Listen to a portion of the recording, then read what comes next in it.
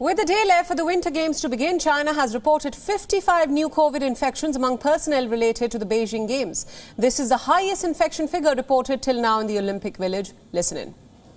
The numbers we're seeing today, the total is 287 confirmed positives. And remember, that is 287 from over 610,000 tests done to date. The majority, about two-thirds, we're still seeing at the airport, as we expected. There were 55 new cases in the last day, of which 29 were at the airport and 26 in the closed loop. Those numbers are very small. The medical expert panel has said that the number of cases are small and manageable, and that cases would start to drop once all participants have arrived.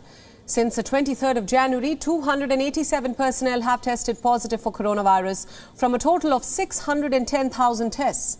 Participants of the Winter Games have been confined to a closed loop in order to prevent contact with the general public. Meanwhile, the International Olympic Committee said that the Beijing Games would change the scale of winter sports forever. Together, we are writing a new chapter in sporting history. Tomorrow, Beijing will become the first city ever to host both summer and winter editions of the Olympic Games.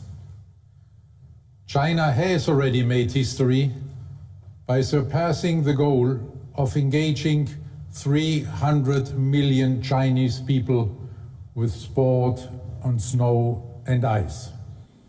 We earlier spoke to Patrick Falk from Beijing for the latest on the Winter Games. Listen into his inputs.